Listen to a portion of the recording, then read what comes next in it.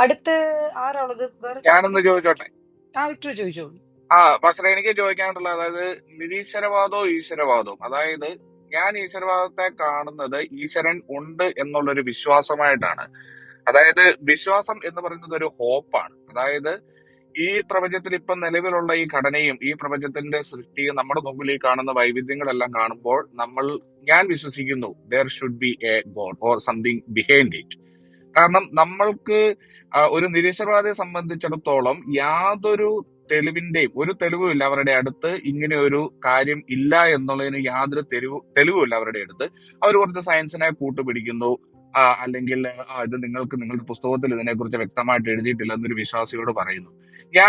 എന്റെ ഒരു ചോദ്യം, അതായത് ഒരു നിരീശ്വരവാദി ഇങ്ങനെ ഈശ്വരൻ ഇല്ല എന്ന് ഈ വാദിക്കുന്നത്, അതായത് എന്തിനോടോ ഉള്ള ഒരു വിരോധം കൊണ്ട് അതിന്റെ ഒരു അമർഷം കടിച്ചമർത്താനായിട്ട് സ്വയം മലന്ന് കിടന്ന് തുപ്പുന്നതിന് തുല്യമാണ്. കാരണം ഇവർക്ക് വ്യക്തമായിട്ടുള്ള ഒരു ഈശ്വരൻ ഇല്ല എന്ന് പ്രൂവ് ചെയ്യാനായിട്ട് അവരുടെ സോ ഫാർ യാതൊരു എവിഡൻസും ഇല്ല. താങ്കൾ ഈ ഒരു കാര്യത്തെ എങ്ങനെ ഒന്ന് നോക്കിക്കാണുന്നത്? അല്ല, ഈശ്വരൻ ഇല്ല എന്നുള്ളത് അത് പല തരത്തിലുണ്ടെന്നേ. ഒരു പേഴ്സണൽ ഗോഡ് എന്നുള്ളതാണ്. ഈ പേഴ്സണൽ ഗോഡ് എന്ന് വിശ്വാസം ഇല്ലാത്ത ഡെയ്സ്റ്റ് എന്ന് പറഞ്ഞൊരു വിഭാഗമാണ്. ഡെയ്സം എന്ന് പറയും. അതായത് ഈ പ്രപഞ്ചത്തിന്റെ സൃഷ്ടിപ്പിനും നിയന്ത്രണത്തിനും പുറകിൽ ഒരു ഇന്റലിജൻസ് വർക്ക് ചെയ്യുന്നുള്ളത് മാത്രം അവർ വിശ്വസിക്കുന്നു.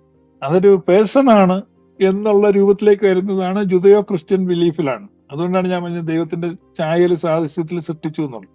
അപ്പൊ ഇതിലൊന്നും തന്നെ വിശ്വസിക്കാത്ത ആളുകളെന്ന് പറഞ്ഞാൽ അവര് ഈ എസ്റ്റാബ്ലിഷ്മെന്റിനോട് കലഹിക്കാൻ വേണ്ടി അങ്ങനെ ആക്ട് ചെയ്യുന്നതാണ്.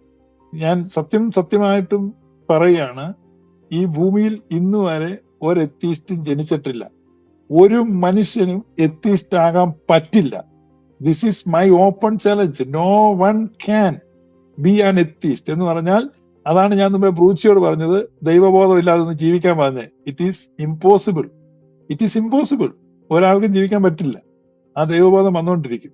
പിന്നെ തെറി പറയാം, ചീത്ത വിളിക്കാം, അങ്ങനെയുള്ള ഓപ്ഷൻസ് ഒക്കെ ഉണ്ട്. പക്ഷെ still he leaves with this consciousness. അതുകൊണ്ട് എത്തീസ്റ്റ് എന്നൊരു സംഭവം ഇല്ല, അത് പറ്റില്ല. കാരണം ദൈവത്തിന്റെ ഛായ സൃഷ്ടിച്ച മനുഷ്യനാണ്. He cannot B an atheist. ചുമ്മാ പറഞ്ഞുകൊണ്ട് നടക്കാന്നുള്ളേ ഉള്ളൂ. അതാണ് വസ്തുത. Thank you pastor. എനിക്ക് മറുചോദ്യം ഇല്ല കേട്ടോ. Thank you.